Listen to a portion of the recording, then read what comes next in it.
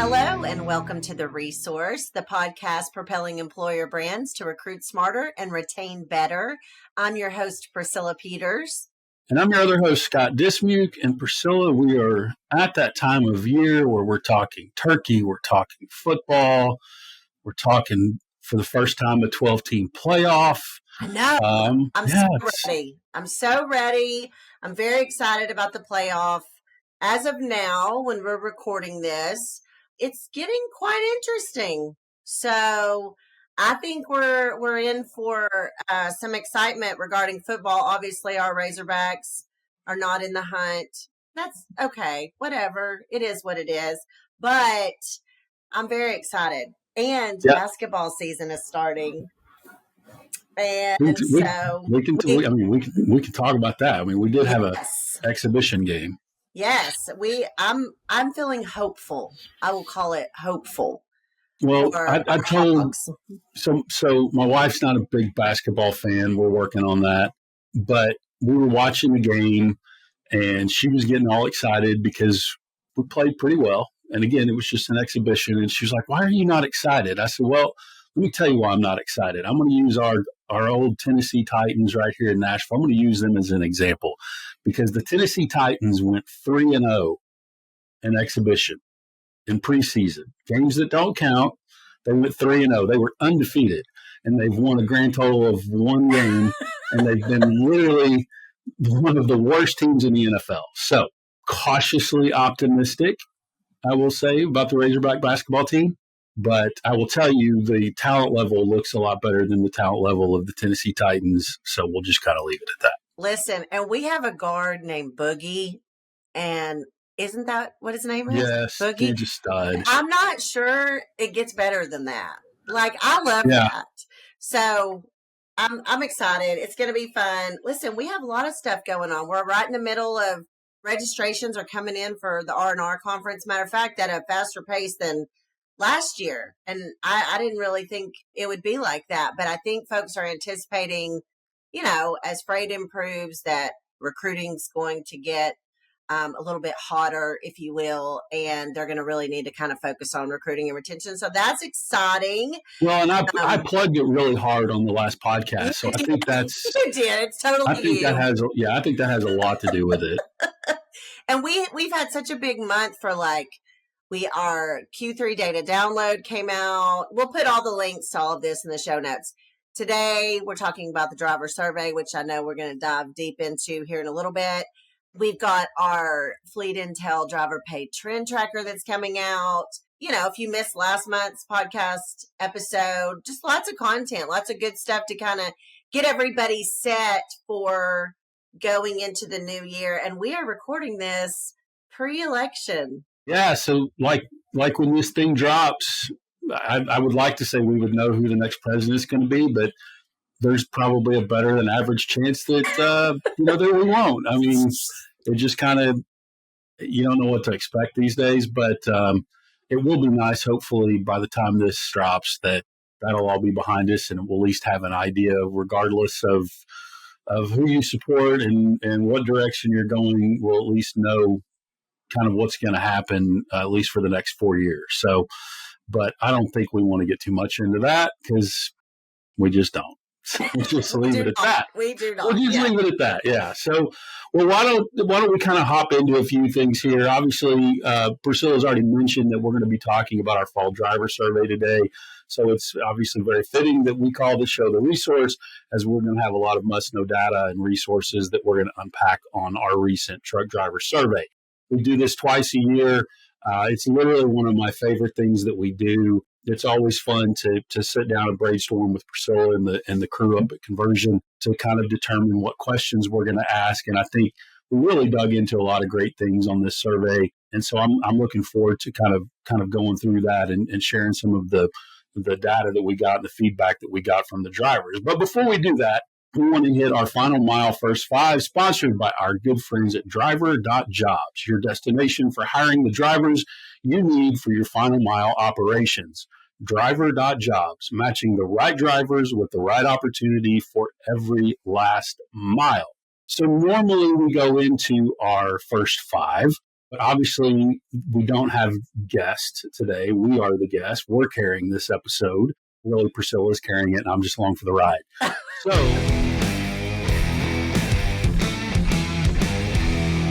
I think what we're going to do today is kind of do one question for one another that's going to be really centered around Thanksgiving and some of the typical food debates that we have during Thanksgiving. So let's kind of go back and forth on this. I'll start it off here. Thanksgiving food debate number one: stuffing or mashed potatoes? Okay. First of all, I'm a Southern girl. You can tell by my accent, but we call it dressing in the South.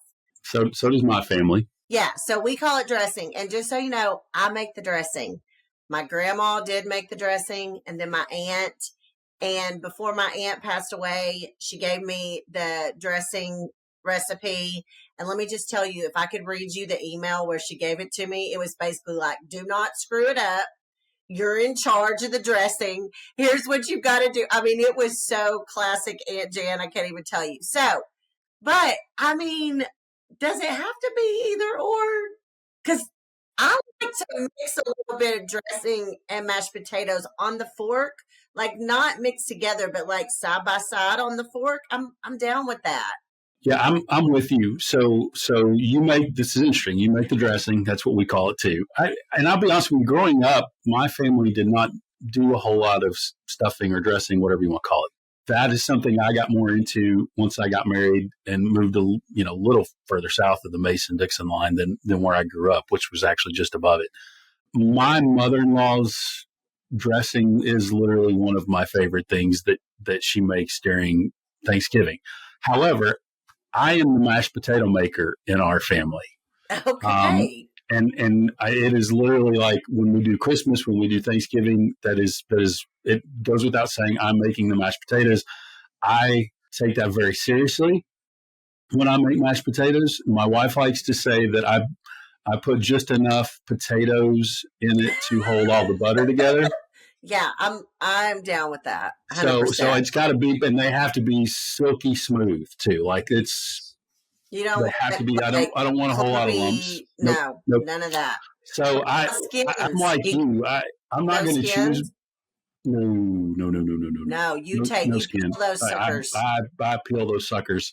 Like we have so many people at Thanksgiving, I literally peel and mash 10 pounds of potatoes. Oh, wowzers. Yeah. It takes me a couple of hours to get my potatoes done, but I'm like, it's very serious. Like I take it very, very seriously. So I'm like you. I'm not going to make a decision here. I'm going to totally wimp out on this one. I'm a both on this one. Yeah, I'm all for all the carbs. Like, why would we even? That's what Thanksgiving's about. If it's carbs, we're choosing both, right? Okay, Yep. The second thing is, and I've got to tell you, I'm going rogue on this one. But this one is pumpkin pie versus apple pie. Where do you land? So I am, pumpkin pie is okay to me. Like I don't have to have, like if I don't have pumpkin pie, I'm fine with that. I'll eat it. It's not my favorite, but I don't dislike it. My wife's aunt makes chocolate pie for every Thanksgiving, and it's to die for.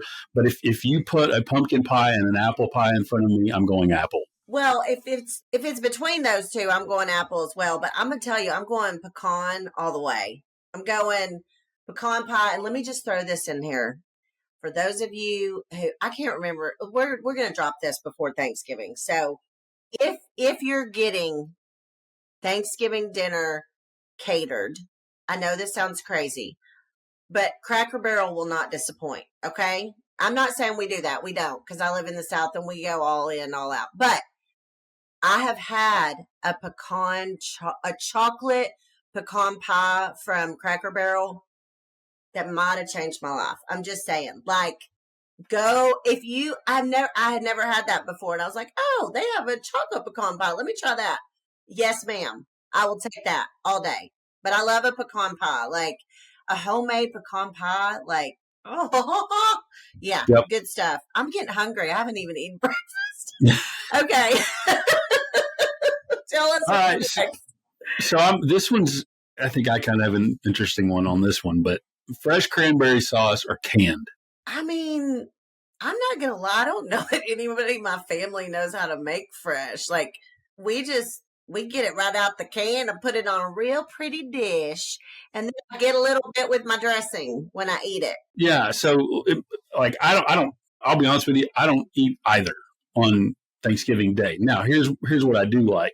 Day after, when you're making Yes. your leftover sandwich, you put the turkey, you put the dressing, and then you put the cranberry, whatever you choose on Heaven. that.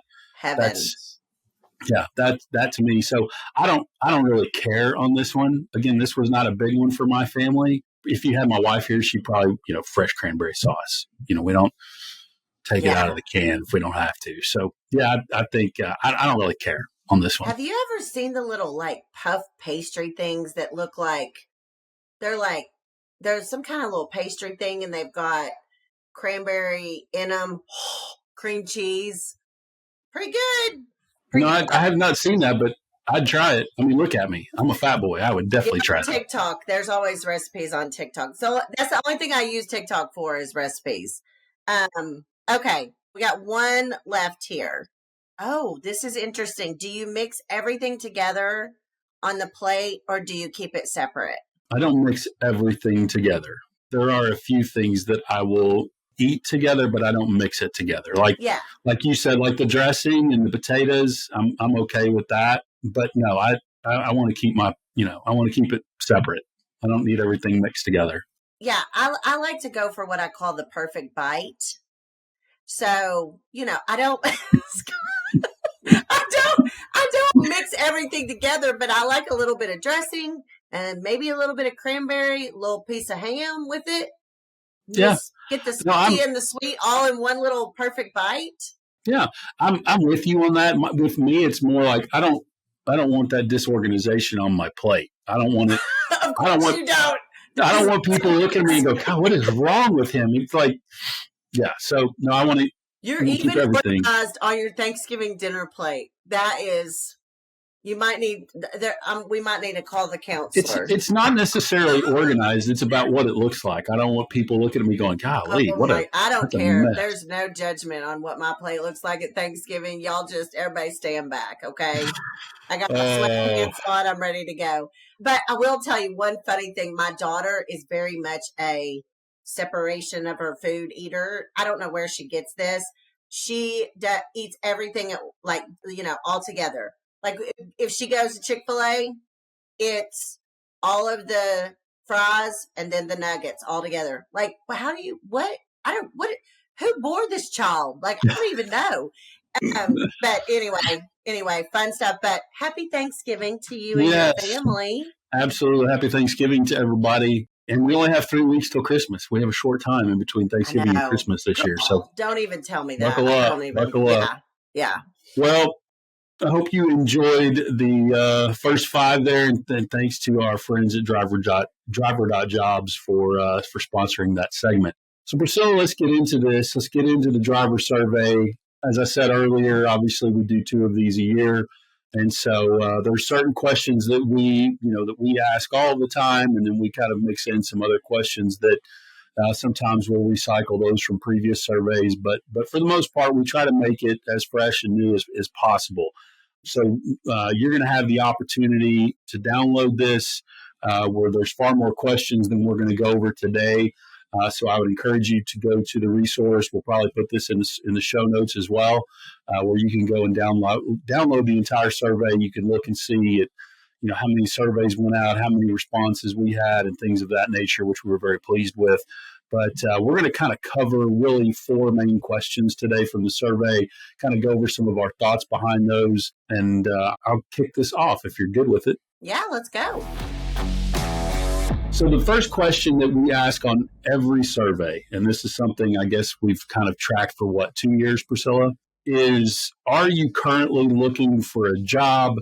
And why or why not? And so I'll give the percentages and then kind of let you launch into this about kind of what's your thoughts here. But are you currently looking for a job? Yes is 40.7% and no is 59.3%. What say you, Priscilla? Well, I mean, I think almost more importantly are the follow-ups to that. And I know we'll get to that here in just a second, but like, And the reality is this is the highest it's been for drivers saying that they're looking for a job since we've been tracking it. So if people say, oh, I don't really know how competitive the driver market is, that's a clear indicator. Also, job postings have really gone up. So I think more than anything, it's really important to look at the why, like why are they looking or why are they not looking, which the survey also kind of indicates that. But the fact that 40.7% of drivers say I am currently looking for a new truck driving job should really beg the question for carriers. Do I feel like 40% of my fleet is looking for a job? And if so, what am I doing to sell my current fleet, which we talk about a lot? Yeah, and I think to that point, my big takeaway on this is I don't, and we're going to talk about this a little bit later, but I don't foresee this number going down. And I Right. hope I'm wrong. I don't see this number going down as the economy improves. So to me, if I'm a carrier and I'm looking at this, and let's just say 40% of my fleet is looking for a job, you have to have a way to quickly identify and quickly intervene when it comes to retention. Time, what this tells me is when it comes to retention, time is not your friend. Time is not your friend. So you have to have the ability to quickly know which drivers are having issues, and you have to have a way to quickly address or fix those issues. That's what this number tells me. Yeah. Well, and time is not your friend on the recruiting side of things either. No, we'll get Unfortunately. into that later too. Into that, yeah. And so it's a race. It's a race to the driver to keep him or her, and it's a race to recruit them. So let's go through a couple of the reasons why they said, I am looking. Yeah. So if you answered yes to the question, what are the reasons you're looking for a job? And the drivers had the ability to select multiple answers here. Okay. So that's why some of these percentages are not going to really add up. So the number one reason was predictable pay. It was 81.9%. And just so you know, that was slightly higher than where it was in the spring. So yeah, that's the top answer. Second answer was better home time at 65.7%, consistent miles at 49.1%, better benefits at 47.7%, and then better or new equipment at 42.2%. So a couple things here that I have on this. Obviously, drivers are still being impacted by the imbalanced freight market. So drivers looking for consistent miles, not predictable pay, which this is kind of a cousin of predictable pay. But drivers looking for consistent miles was up 11% from the spring. Oh, wow. But get this, better benefits is up almost 25% from the spring. Better new equipment up 20% from the spring. And drivers feeling disrespected at their current up 10% from the spring. Wow. Interesting. So far more, roughly the same amount of drivers chose predictable pay and better home time that they did back in the spring. But those other three considerably went up. Far more drivers chose those and probably predictable pay and better home time as well. So that to me is really what stuck out on this. It doesn't surprise me about predictable pay. It doesn't surprise me about better home time. But those others, we've talked about this, I think, for a good 6 months about the importance of benefits. Almost half of the drivers said they're looking for better benefits. That's interesting. Well, and probably like some of those premium increases are coming down about this time of year. And, they're finding out about some things like that. I mean, I can see where this would be a time frame where that might, be more top of mind for them. So what about those that said, no, I'm not looking? Because I thought there was some interesting stuff in that too. Well, I think the most important one on this one is 21.5% said they're not looking. The reason they're not looking is they're waiting for the economy to improve. That's up. That's up from where it was. I think it was at 16% in the spring, Yeah. so that's up 5%. What are your thoughts on that? I've got some, but what are your thoughts on that? Well, I think I heard you say on a webinar that we did recently, you said, drivers for the most part, have been pretty patient during this freight downturn, freight recession.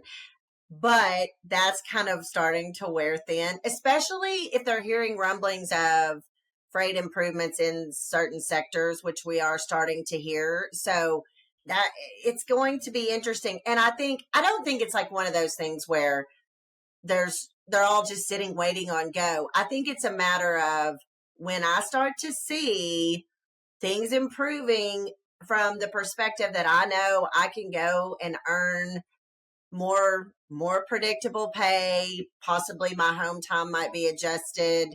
That's where I really think the needle's going to begin to be moved. But I don't think you can ignore that 20% because that's significant. I mean, that is really, really significant. So what are your thoughts on that? Well, and I think we've heard this in the last week, and I think for the folks that were at ATA when they heard Bob Costello talking about this recovery, most of the time when we talk about a recovery, it's what they say a hockey stick. So it's this, and then boom, it goes up. Everything I'm reading, even Bob said, this is going to be a slower rebound. It's not going to be the typical hockey stick that we normally see. And I think, if you think about it, if you even go back to last year, it's very similar to what happened last year. Everybody at the beginning of this year was the same as everybody at the beginning of 23 saying, well, it's going to be better by the summer. Well, no. Now it's going to be better by Labor Day. Well, no, it's going to be more of a typical, well, no, it's going to be, it just keeps getting pushed off and pushed off. And so what this tells me, and I've got some other thoughts on a couple of questions here later, is we got to prepare for the churn because when the economy improves, it's coming. Oh yeah, I think it's coming. So my big thing when I see 21%, if you combine that 21% with the 40 that tells us that they're already looking, that's 61%. I'm not a math whiz, but that's 61%. Yeah. And so if you don't have a retention plan in place, you start yesterday. If you don't know how much turnover is costing you, then call me. We can help you determine what turnover is costing you from a revenue standpoint, because I think the churn is coming. And I think and it may be gradual, it may be kind of that frog in a boiling pot kind of analogy, but I think it's coming. Yeah. And from the recruiting perspective, what does your driver pipeline look like? For sure. The thing is a lot of people kind of hang back during the holidays. It does not set you up well for your January. It just doesn't. So that's something to really think about too. Okay, good stuff. All right, the next question we wanted to look at was, how likely would you consider applying for a driving job with reduced pay if it offered improved home time? So the reason we ask this is because there's a little bit of this tug of war between where home time ranks and where pay ranks among drivers, and frankly, even among carriers that are kind of tweaking their driver positions. So do I pay more when they're getting less home time? Does it even matter? If I did pay a little bit more, but I gave them, a little bit better home time, but they didn't make quite as much as maybe a competitor pays, would that matter? So that's kind of why we asked this question. This is where it landed. 8.9% said very likely. I would prefer home time even with a pay reduction. Like they would prefer. And then all the others, when I first looked at this, I was like, oh, wow, this is just says most of them would not be open. But when you kind of dive into this a little bit, 19.2% said somewhat likely. I would consider it depending on the specifics of the home time and the pay. 18.9% said, I have no preference either way. So almost 20% said, I don't really care either way. It's really more about the position. 12.2% said, somewhat unlikely. I prefer to maintain my current pay, even if it means less home time. And then overwhelmingly, the most of them, 40.8%, said, I would not accept a pay reduction. Now, when I first looked at it, I just focused on that 40.8% and I was like, oh, well, that answers that. Like maybe it doesn't really matter. Like they said, no, I'm not going to accept a pay reduction. But when you dive in and you look at it, around 50% of them said, I'm open to it. I'm open to considering taking a little bit less pay for, some of them said somewhat likely, neutral, or somewhat unlikely, but it was a little more evenly spread for about half of them. At least they would consider it. So my real takeaway here is that your recruiters really need to know and understand what they're selling and what are the benefits from a home time perspective, or what are the benefits from a pay perspective? Like, how do you compare when you're looking at I'm going after drivers in this market? How do I really compare? So I would just think of like tools like Fleet Intel could help with this, right? Like looking at comparing your pay, or comparing even your benefits. Like you talked about benefits earlier. Also, we have a new tool called CallWorks Conversation Analytics. I don't even know if I'm supposed to be talking about it yet. It's in beta, but here we go. The marketing person telling all before it's released. But what it does is AI actually records the calls, scores the recruiters, all the things. But you can tell it, hey, I want to make sure Joe and Sue and all of my recruiters are selling our home time the way they should be selling it, or they're selling our pay the way that we want to be kind of framing it up. And so you could score the recruiter on that. Just another good tool, because I think at the end of the day, communicating exactly what you offer correctly and making sure you understand how you stack up against the competition is really the takeaway there. What do you think on that? Well, you've kind of got me thinking a little bit, because I looked at this the same way that you did. I think when we talked about this earlier, as some of these results were coming in, you were surprised by this response, and I wasn't. This did not surprise me in the least bit. I think to some degree, and you've kind of got me thinking about it, but my initial thought is, to some degree, I think these numbers reflect kind of what we see earlier in the survey, that kind of predictable pay is still king right now. I think to some degree, it also talks says that as drivers talk about home time, I think we hear that a lot. We see that as a data point a lot. But I will tell you, with what we see when drivers are talking about home time, it's really about getting them home when you say you're going to get them home. Yeah, that is unbelievably important to a driver. But home time is important, and so don't misunderstand what I'm saying there. Obviously, we know there are drivers that particularly want to be home on a daily basis, but I just think that to some degree, this data point tells me that if a driver has to choose between money or home time, they're going to choose money. That was my big takeaway. yes, but half of them say, You're right. Think about it.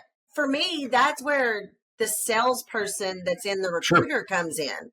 How are you selling that? Yes, you're going to make a little bit more time, but wouldn't you like to see Billy play football on Friday night?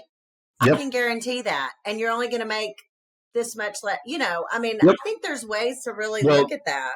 The salesperson in you and the retention person in me is going to say, okay, if you're going to sell that, then it's going to go back to my earlier point. If you're going to be home, if you want to be home for Billy's football game on Friday night, then you better get him home. Yeah. Because if you're convincing them, if you're selling them on better home time for less money, and then you don't get them home on time, guess what? They're gone.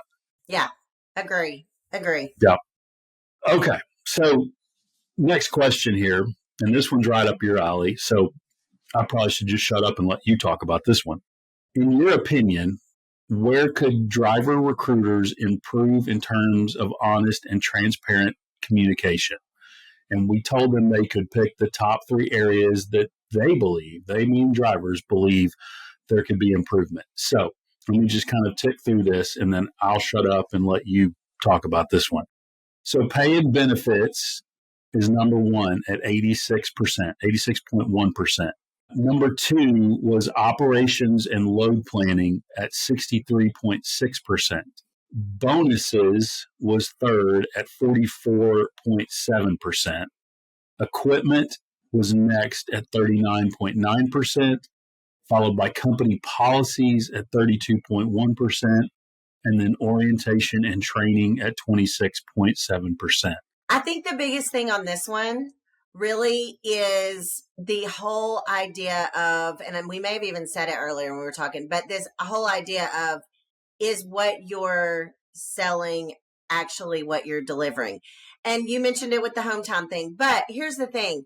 The reason we ask this question is because when we've asked questions before to driver, and in our driver survey, we've said, hey, what's your biggest pet peeve about the recruiting experience? If we did a word cloud of that, number one, it'd have a lot of cuss words in it. But number two, it would say, trust. I don't trust them. I feel like they're lying. Please don't lie to me. Tell me the truth. Those kinds of things are what comes up. And so for whatever reason, there's a disconnect between what we're selling and what we're actually delivering. And what carriers really tend to lean in on is just get them in the door, just get them in the door.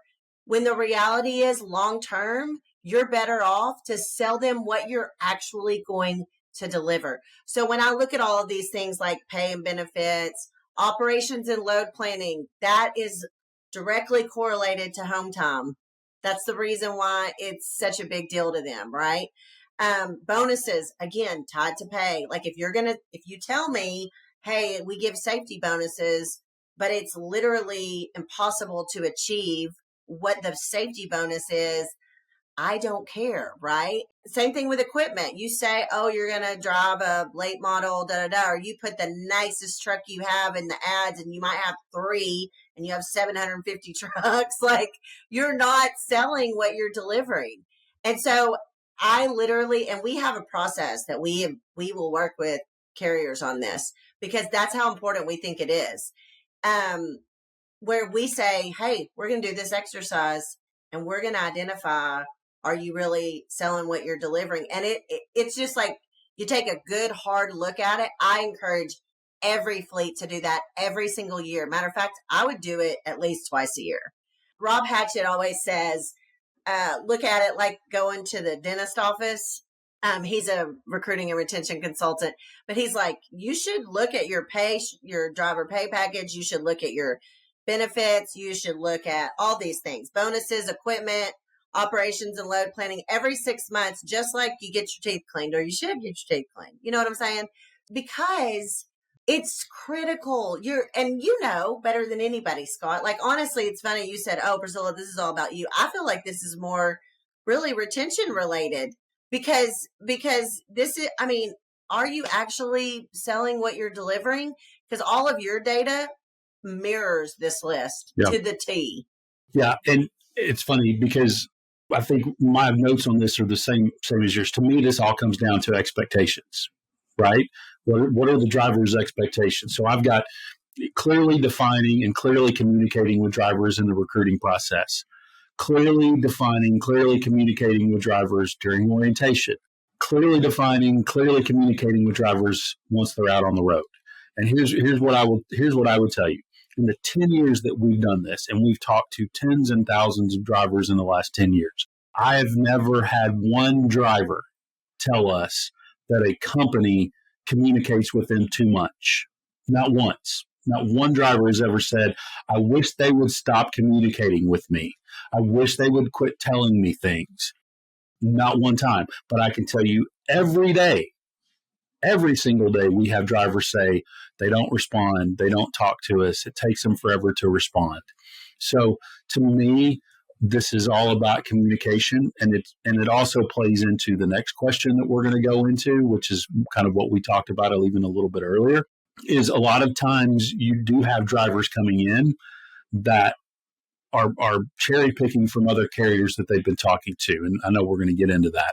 So I think that comes to play here as well, which again goes back to the clearly communicating and defining things with drivers during the recruiting process. So I do not think that most recruiters are these people that are just telling people to get them. Listen, there's bad apples everywhere. You can go to any job and you can find a bad apple anywhere. But for the most people, recruiters aren't like that. This is a expectation versus delivering type of thing, like you just said. And I think most of any of these issues can be tackled by good communication. Yeah. And communication between operations and recruiting. And there, in some cases, like that's the biggest thing. Recruiting sometimes blames operations and operations blames recruiting. And it's this But at the end of the day, if everybody is on the same page, it will be so much better. So that's a good one. Okay. Now to the doozy, what I call the doozy question. I agree. And listen, I knew this was going to land where it landed, but I didn't know it was going to land this hard. Okay. So the last question we're going to cover, and listen, we do cover more questions in this on the survey. These were just 4 that we pulled out. So you guys can check it out. We'll put a link in the show notes. Check all of our PDA or conversion social channels. It'll be the links will all be there as well. It says, this is the question: on average, how many different trucking companies do you usually apply to when seeking a driving job? Now, one thing that I thought about when I was reviewing that, well, let me give you the answers first. So 14.7% of drivers said I only apply to one. Only 14.7, which means 85% of them said they apply to at least 2 or more. 2 to 3 was 39.9%. 4 to 5, I apply to 4 or 5 was 17.1, and more than 5 was 28.3. Now, I got to thinking about this, and I'm like, this hits so hard, and I know it's because we're in the recruiting and retention world, but the reality is, if you were going to apply for a job, you would probably apply for more than one, right? I would, but I could also argue that I'm not as near in demand as a truck driver is too. Exactly. But the more that I thought about this, I mean, here's some things that I think just easy, like low-hanging fruit that every carrier needs to think about when it comes to this. First of all, let everybody know. Everybody in your organization, top to bottom, should know. Guess what? We're not the only ones they're applying for. This is the most competitive job in the United States of America. By far, by the way. Truck driver's the number 1 most posted job. Being first to connect with the driver is critical. I mean, if you don't have technology in place that can help you nurture those leads, especially even if they come in after hours, there's all kinds of technology tools in place. We have Lead Assist. We have Lead Assist Virtual Recruiter that'll connect you with a phone call with the driver instantly. I mean, there is tools and technology that you can use that does not break the bank, by the way, that I would say go and use that technology. What's ending up happening is those that are successful with getting, they say, what is it? Early bird gets the worm. Is that the thing? Yeah. I mean, getting to the driver first is all about your technology and your processes and what you're allowing your human recruiters to actually work on is the way I would look at it. Because technology can nurture those leads, get to the full app, and then your humans can authentically connect with the drivers that you even think about it from a standpoint of if I'm a driver and I'm applying to 4 places, then I'm probably going to get offered a job from at least 2, probably 4, to be honest. If I'm qualified, if there's not something wonky on my record or whatever, I might be getting 4 job offers, which means who can get me scheduled in orientation the fastest? When you think about all of those things, it's really interesting and challenging to sit down with your carrier and look at each other in the face and be like, how do we get better at this? Knowing 85% of them we're automatically competing. So a lead that sits in your ATS that like, oh, I can't connect with that driver, that is just gold going out the door, right? Especially a qualified driver. So, I mean, it's super important for everyone to know and understand this data. Yep. I said to you before we hopped on here that I think this is probably one of the most important questions that we've ever asked on a survey, because I think it goes right to the heart of why so many drivers and so many carriers get off on the wrong foot. And so what do I mean by that? Obviously, we now know drivers are applying at multiple places. So when they're going through that recruiting process, they are cherry picking certain things from every carrier that they're talking to. And like you said, the early bird gets the worm. So whoever they go to they're assigning all of those things they liked at the other carrier. they're assigning multiple things that they liked at those other carriers to the carrier that they chose to go to. So again, it goes back to the communications. It goes back to the expectations and the importance of having all of that clearly defined and all that.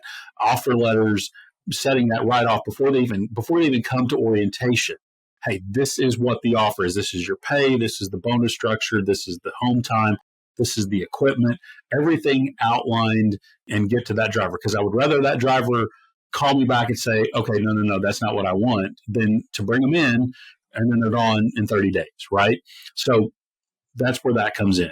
The other side of this is, if you're looking and going back to the first question we talked about, 40.7% of drivers that are actively looking. So 40.7% of your fleet that's in your truck driving your miles right now, they've applied to this many carriers. So they're getting this many phone calls, they're getting this many emails, they're just getting this many texts from all of the people that they've applied to. So it goes back to what I said at the very beginning: quickly identify, quickly intervene, because you got 40% of your fleet looking, you got 21% of them that are sitting there waiting for the economy to approve, and we know now that over 50% of them, well over 50% of them, have applied to 2 or more carriers.